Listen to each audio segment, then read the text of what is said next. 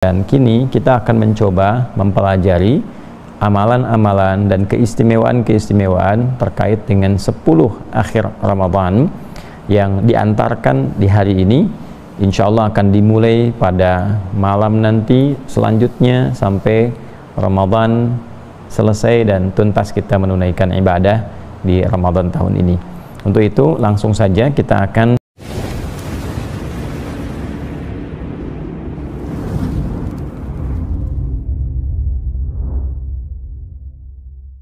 Assalamualaikum warahmatullahi wabarakatuh. Alhamdulillahi rabbil alamin. Wassalatu wassalamu ala nabiyyina wa sayyidina Muhammadin wa ala alihi wa sahbihi ajma'in wa dhurriyyatihi wa ummatihi ila yaumiddin wa ba'd. Saudara-saudariku dimanapun kita semua berada, semoga tayangan kali ini menemui kita semua dalam keadaan yang sehat, yang baik, dan dimuliakan oleh Allah Subhanahu wa Ta'ala. Hari ini alhamdulillah telah sampai kita pada hari ke-20 di bulan Ramadan tahun 1446 Hijrah dari Indonesia, khususnya waktu Indonesia bagian barat. Dan tentu kita bermohon pada Allah Subhanahu wa Ta'ala semoga seluruh rangkaian ibadah yang mengiringi puasa kita di tahun ini sampai detik ini berkenan diterima oleh Allah Subhanahu wa Ta'ala dengan penerimaan terbaik. Pun demikian, semoga doa-doa kita dikabulkan oleh Allah Subhanahu wa Ta'ala untuk kebaikan dunia dan akhirat kita insyaallah. Teman-teman, tanpa terasa waktu berlalu begitu cepat. Pun demikian dalam beberapa keterangan yang disampaikan oleh Nabi sallallahu alaihi wasallam, bahkan didokumentasikan oleh para ulama sehingga bisa kita akses dalam kitab-kitab hadis. Nabi pernah memberitakan bahwa akan tiba masa perjalanan waktu itu begitu cepat berlalu. Yataqarabuz zaman, masa semakin mendekat. Dalam satu riwayat, setahun terasa seperti sebulan, sebulan terasa seperti satu pekan terasa seperti satu hari terasa seperti kilatan saja. Ini rasanya baru kemarin kita memulai Ramadan, sekarang sudah masuk hari ke-20 dan mengantarkan kita pada 10 terakhir di bulan Ramadan. Dalam pembahasan di episode terdahulu kita pernah membahas tentang keutamaan awal Ramadan, kemudian amalan memasuki pertengahan Ramadan, dan kini kita akan mencoba mempelajari amalan-amalan dan keistimewaan-keistimewaan terkait dengan 10 akhir Ramadan yang diantarkan di hari ini. Insya Allah akan dimulai pada malam nanti selanjutnya sampai Ramadan selesai dan tuntas kita menunaikan ibadah di Ramadan tahun ini.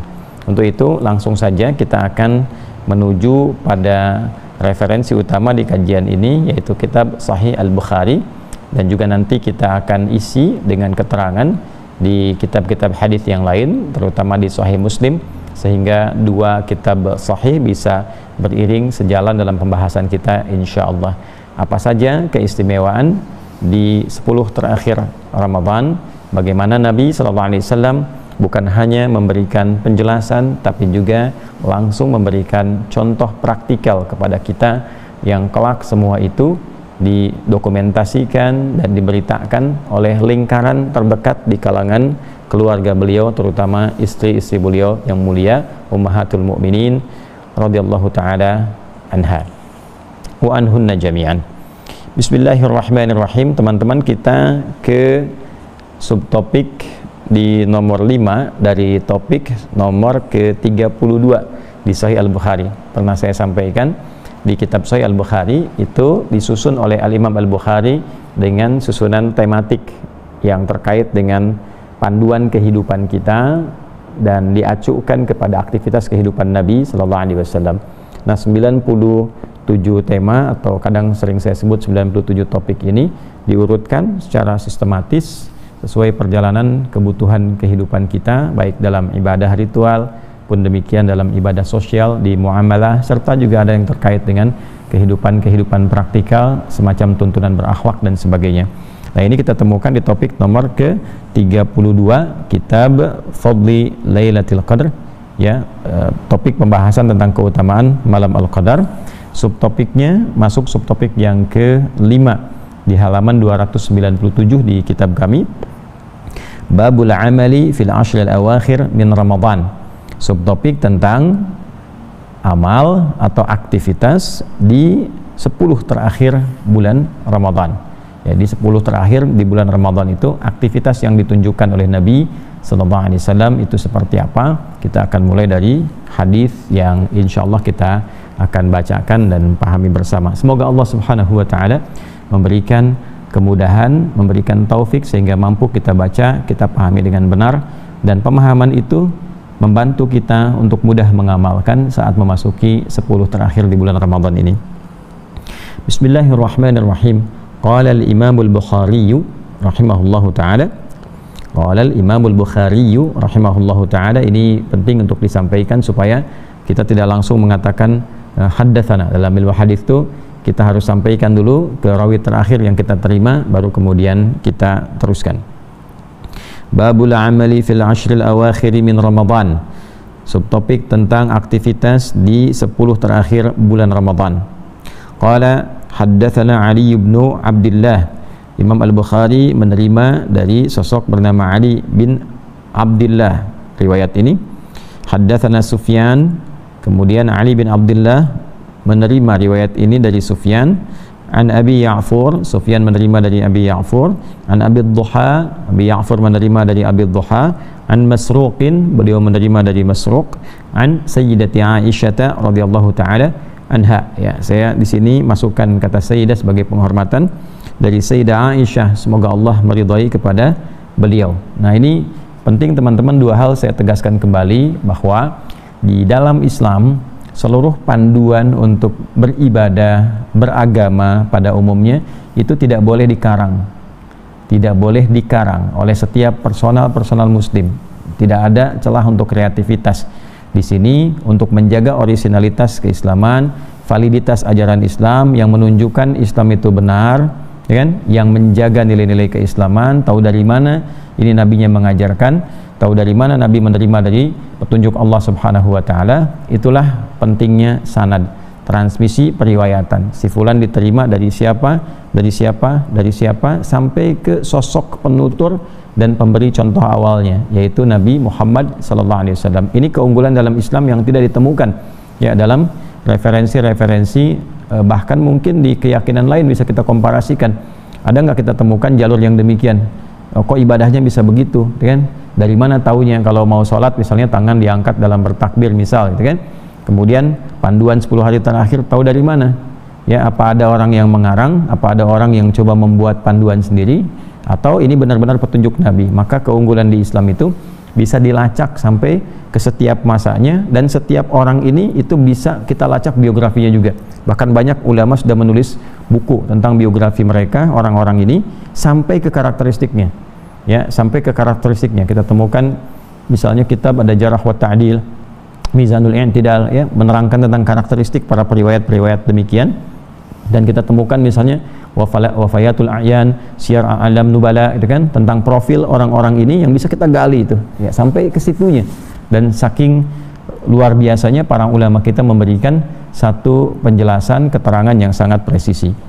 Nah, ini satu. Yang kedua, hadis-hadis tentang aktivitas utama Nabi sallallahu alaihi wasallam di 10 akhir Ramadan itu banyak sekali diriwayatkan oleh kalangan terdekat dari beliau di satu keluarganya, terutama Sayyidah Aisyah radhiyallahu taala anha. Jadi nanti banyak sekali hadis tentang aktivitas 10 hari terakhir Nabi sallallahu alaihi wasallam, bahkan tentang doanya apa, pencarian malam Al-Qadar, tentang itikaf, ya, itu banyak sekali yang diriwayatkan oleh Sayyidah Aisyah radhiyallahu taala anha. Ini menunjukkan bahwa hikmah dipilihkannya oleh Allah Subhanahu wa taala Sayyidah Aisyah untuk dinikahi oleh Nabi sallallahu alaihi wasallam, ya, itu bukan kepentingan seksualitas ataupun kepentingan biologis, ya, tapi ada sesuatu yang sangat indah di balik itu, yaitu untuk mendokumentasikan seluruh kegiatan Nabi yang sifatnya sangat terbatas aksesnya, ya, yang sifatnya sangat khusus, berada di lingkungan keluarga dekatnya. Ya, oleh karena itu Sayyidah Aisyah yang memang memiliki tipikal yang sangat aktif dalam hal keilmuan, senang belajar, yang kelak juga beliau akan mengajar, itu kan, ibadahnya sangat luar biasa. Dan dari situlah kita mendapatkan keutamaan bahwa yang pertama, perempuan di dalam Islam itu begitu dimuliakan, selalu terbuka peluang untuk belajar, terbuka peluang untuk memperdalam pengetahuan, dan Islam mengangkat derajat perempuan bukan hanya pada tampilan fisiknya yang terjaga, tapi juga bagaimana meningkatkan sisi intelektualitasnya dan sisi spiritualitasnya, ya, sehingga punya keutamaan yang mulia di sisi Allah Subhanahu wa Ta'ala. Dalam saat yang bersamaan kita juga mendapatkan contoh teladan bagi perempuan-perempuan muslimah dimanapun berada, ya. Nah, cobalah keluarkan sosok-sosok teladan ini, bagaimana tampil anggun dalam kehidupan yang diberkahi oleh Allah Subhanahu wa Ta'ala. Maka keluarkan perjalanan istri-istri Nabi sallallahu alaihi wasallam, terutama Sayyidah Aisyah ini, karena ada ribuan hadis juga yang diriwayatkan oleh beliau dalam perjalanan kehidupannya, dan juga beliau pakar di bidang kedokteran yang kelak juga akan memberikan pengajaran dan fatwa di lingkup kehidupan para sahabat sepeninggal Nabi sallallahu alaihi wasallam. Baik, ini yang penting untuk saya sampaikan dulu supaya mengerti bahwa aktivitas ini karena aktivitas terbatas, ya, aktivitas khusus, maka di antara hikmahnya Nabi oleh Allah Subhanahu wa Ta'ala diberikan perintah untuk menikahi istri-istri tertentu, ya, untuk mendokumentasikan kegiatan khususnya Nabi sehingga bisa kita akses sampai dengan saat ini. Baik, qalat Sayyidah Aisyah mengisahkan, kana Nabiyyu sallallahu alaihi wasallam, adalah kebiasaan Nabi sallallahu alaihi wasallam, idza dakhala al-ashru, apabila telah masuk 10 akhir Ramadan, syadda mi'zarahu, beliau mengencangkan ikat pinggangnya, mengencangkan sarungnya, nanti kita lihat, ya. Wa ahya lailahu, kemudian banyak menghidupkan malam-malam akhir Ramadan ini, wa aiqadha ahlahu, dan membangunkan keluarga beliau sallallahu alaihi wasallam tercinta. Ya, sampai di sini diriwayatkan juga oleh Imam Muslim nomor hadis 1174. Nah, jadi teman-teman sekalian, ini diantara aktivitas Nabi Sallallahu Alaihi Wasallam dalam menghidupkan 10 akhir Ramadan dalam hadis yang didokumentasikan oleh Imam Al-Bukhari, subtopik nomor kelima, bab tentang aktivitas Nabi Sallallahu Alaihi Wasallam di 10 hari terakhir Ramadan, nomor hadis 2024, sanadnya tersambung pada Sayyidah Aisyah radhiyallahu taala anha. Baik, kita coba turunkan penjelasannya. Kana Nabiyyu sallallahu alaihi wasallam, adalah kebiasaan Nabi sallallahu alaihi wasallam. Jadi kalau ada kata kana menunjuk pada satu sosok, ya, apalagi sosok mulia Nabi sallallahu alaihi wasallam dan berlangsung di masa yang telah lalu, ini memiliki 3 makna setidaknya. Ya, satu, menjelaskan kegiatan yang telah berlangsung, bentuk past tense yang lalu, ya kan? Yang kedua, ini memberikan satu bentuk umumnya kegiatan yang terus berlangsung, jadi disebutkan kebiasaan. Di masa lalu Nabi punya kebiasaan, gitulah, ya. Nah, gambarannya kurang lebih demikian. Kemudian yang ketiga, menunjukkan makna penekanan, ya, menunjukkan sesuatu yang ditekankan. Nah, tidak mungkin ada sesuatu yang ditekankan kecuali menunjukkan keistimewaan tertentu. Nah, artinya apa? Ketika hadis ini dimulai dengan kata kana, disandarkan pada Nabi sallallahu alaihi wasallam, seperti diberitakan oleh Sayyidah Aisyah radhiyallahu taala anha ummul mukminin, beliau menyampaikan Nabi ini ada kebiasaan yang sangat ditunjukkan pada kita untuk ditekankan di 10 hari terakhir Ramadan. Artinya ketika Nabi menekankan ada yang istimewa. Nah, ini poinnya, ya. Jadi ada keistimewaan di 10 hari terakhir Ramadan. Saking istimewanya, maka beliau sallallahu alaihi wasallam memberikan petunjuk kepada kita bahwa beliau membangun kebiasaan untuk menghidupkan 10 terakhir Ramadan ini. Itulah sebabnya kita buat judul tentang 10 keistimewaan 10 hari terakhir Ramadan. Nah, saking istimewanya, idza dakhala al-ashru, maka beliau sallallahu alaihi wasallam apabila telah masuk 10 hari terakhir Ramadan, syadda mi'zarahu, ya, beliau mengencangkan sarungnya, ya. Kalau kita sekarang ikat pinggangnya, kalau nggak pakai sarung berarti kan pakai celana, ikat pinggang, dikencangkan sarungnya. Apa yang dimaksud dengan syadda mi'zarahu? Di sini ada syarahnya sedikit, ya. I'tazalan nisa, ya, artinya meninggalkan istri-istri beliau dulu. Artinya untuk fokus ibadah terlebih dahulu sampai kemudian berpisah sementara waktu di 10 terakhir Ramadan dengan istri-istri beliau. Artinya apa? Saking pentingnya, saking istimewanya 10 terakhir Ramadan ini, ya, keadaan beliau sebagai seorang suami, ya kan, sebagai seorang ayah dalam kehidupan rumah tangga. Ini kan sosok yang paling penting dengan aktivitas terpenting. Ya, setiap kita punya aktivitas kan di rumah tangga. dengan pasangan masing-masing, terutama ya bagi yang suami dengan istrinya, ya kan, ayah dengan anak-anaknya dan sebagainya. Nah ini kan kita mencari kegiatan di luar, nafkah, bekerja, kan itu untuk ke rumah ya, sehingga jangan sampai terbalik ya, jangan sampai konsentrasi kita keluar itu lebih dalam dibandingkan dengan perhatian yang diberikan ke rumah, ke anggota rumah ya, kecuali ada kondisi-kondisi tertentu yang dijadikan itu sebagai wasilah untuk menarik perhatian Allah supaya memberikan ridhonya kepada orang-orang di rumah ya, seperti tugas para ulama misalnya, itu lebih banyak membersamai umat kadang-kadang itu kan, lebih banyak kemudian berdakwah untuk bisa mendapatkan ridha Allah subhanahu wa ta'ala, sehingga dengan pendapatan ridhanya itu maka turunlah keberkahan ke keluarga, Allah yang jaga keluarganya.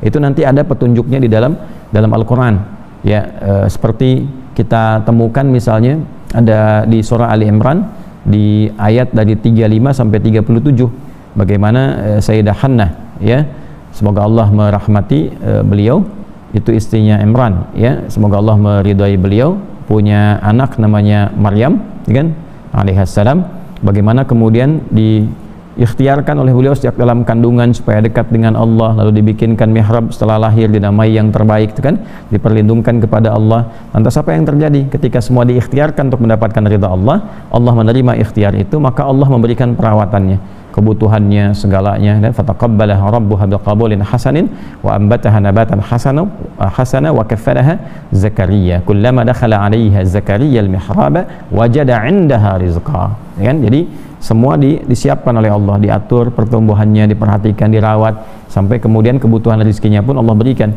ya.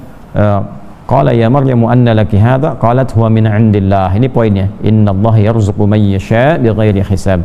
Sampai ketika pamannya mengkonfirmasi, yang merawatnya, melihat semua limpahan kemuliaan itu, Maryam dari mana semua ini?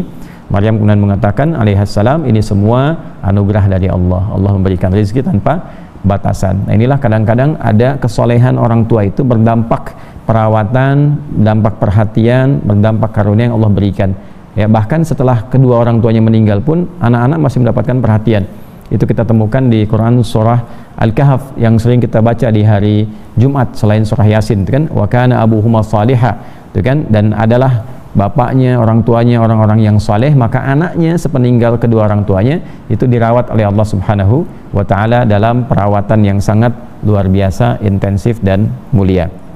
Nah ini kembali lagi, perhatian ke dalam rumah ini saking tingginya itu sampai dikalahkan oleh pencarian kemuliaan di 10 hari terakhir Ramadan. Maka Nabi SAW kemudian pamit dulu pada istri-istrinya ya, untuk menunjukkan kepada umat kita semua sampai hari ini bahwa ada yang istimewa nih, saking istimewanya mengalah dulu untuk hal-hal khusus spesifik yang ada di kehidupan rumah tangga. Demi mencari keistimewaan ini yang datangnya itu cuma setahun sekali gitu ya, setahun sekali ya. Dengan keluarga tetap berinteraksi, kan hanya berpisah sebentar ke masjid, bukan meninggalkan selamanya gitu kan. Nah tapi pencarian ini cuma setahun sekali, kalau nggak dapat tahun ini belum tentu ketemu di tahun depan. Sedangkan keluarga ya masih kita bisa beraktivitas, biasa kita berkumpul dan sebagainya, bahkan dalam masa-masa selepas puasa. Wa ahya lailahu. Nah ini rumusnya ya.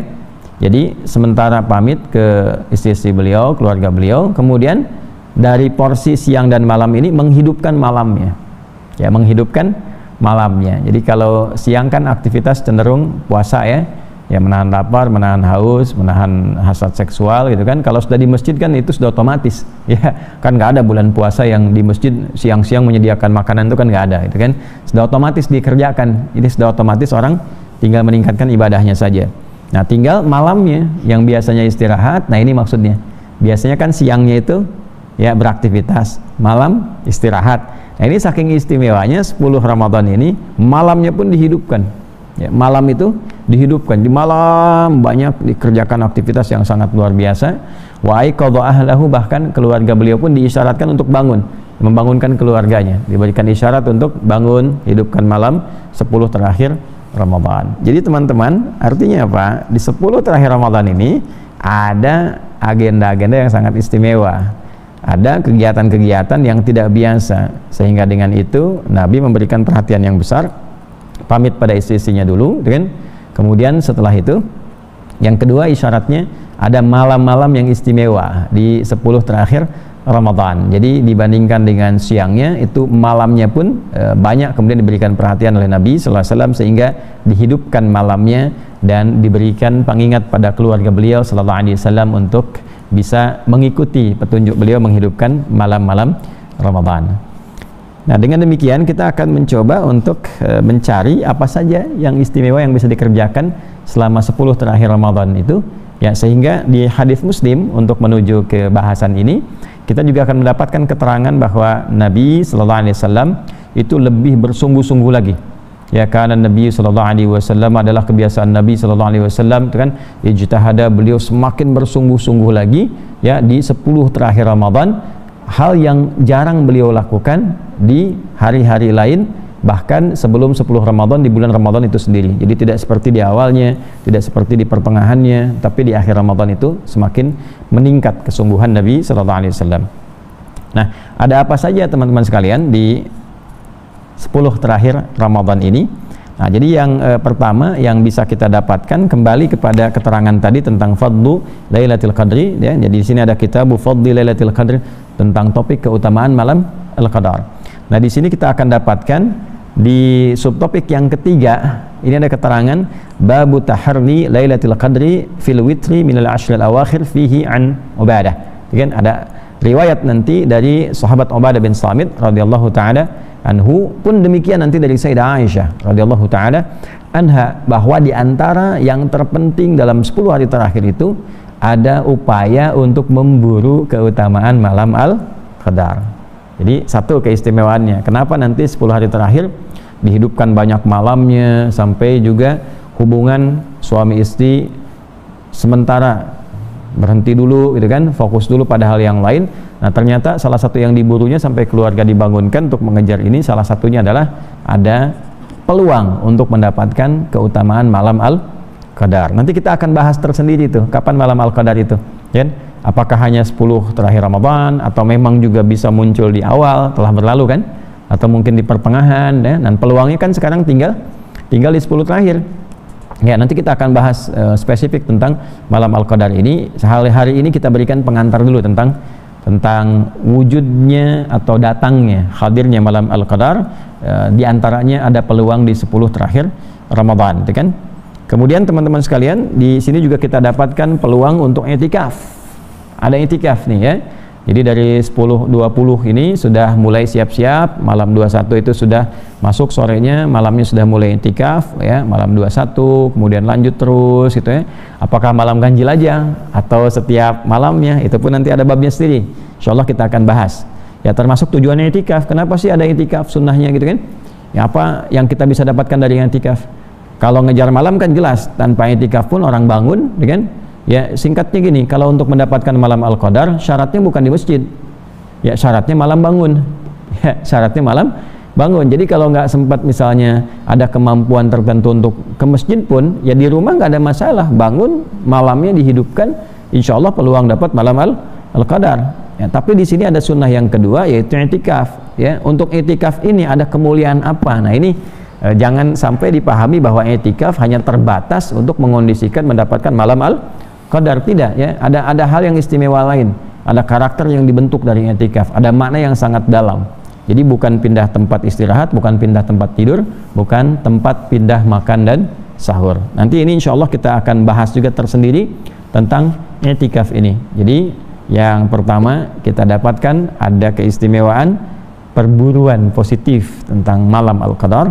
Yang kedua adalah ada amalan yang istimewa yang didapatkan khususnya. Walaupun tidak diperkenankan juga kita membatasi, ya, boleh saja i'tikaf terbatas di 10 pertama, pertengahan, bahkan nanti kita punya bab ini pertengahan, i'tikaf pertengahan Ramadan itu ada subtopiknya sendiri. Ya, tapi yang paling populer dan juga paling penting ini adalah nanti diantara sunnah menghidupkan i'tikaf di 10 malam terakhir Ramadan, 10 hari terakhir Ramadan. Nah, ini teman-teman sekalian, di dua hal ini yang kita akan perdalam, khususnya berburu kemuliaan yang hanya didapatkan di 10 hari terakhir Ramadan. Bagaimana perincian dari dua bab itu? Seperti apa masalah-masalah yang terkait di dalamnya? Insya Allah kita akan dapatkan keterangannya lengkap sekali. Jadi sering saya sampaikan, sebetulnya bab ini kalau dibahas sebelum Ramadan tuntas nih ya, 121 hadis, 69 subtopik itu tentang Ramadan saja secara keseluruhan, kita selesai persoalan-persoalan yang terkait dengan Ramadan seutuhnya insya Allah, dan juga pertanyaan-pertanyaan yang terkait dengan masalah-masalah Ramadan, tentang ciri-ciri Al-Qadar bagaimana ya, terus tanda orang dapat Al-Qadar itu seperti apa, nah, perubahannya bagaimana, itu juga ada. Tentang itikaf kan sering tanya, perempuan boleh itikaf apa enggak. Terus masalah yang kedua yang klasik, kalau masih sibuk gimana ngejar malamnya aja untuk itikaf, apakah itikafnya sah atau tidak. Ini ada semua di sini jawabannya, sudah tuntas ya, tas dan tas gitu ya. Jadi tinggal kita pelajari, insya Allah teman-teman diinformasikan mulai di Sabtu mungkin efektifnya ya. Kalau Jumat kita akan coba upayakan semaksimal mungkin karena ada giat yang masih bercabang.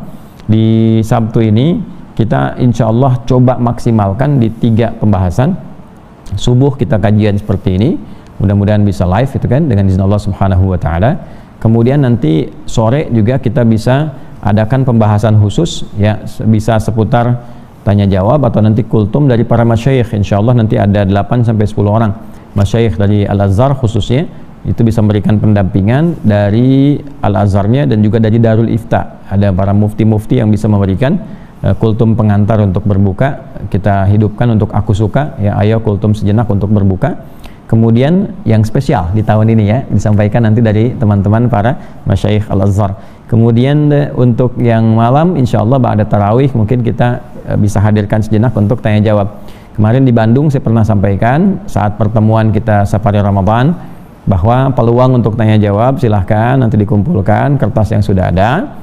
Yang online ini nanti dari kolom saya akan mungkin insyaallah buat satu video khusus atau anjuran khusus di Instagram. Kalau ada pertanyaan seputar Ramadan ya silahkan Anda sampaikan, atau topik tertentu di luar Ramadan. Kalau pribadi betul jangan dibuka terbuka, tapi mungkin bisa di DM atau disampaikan spesifik oleh teman-teman.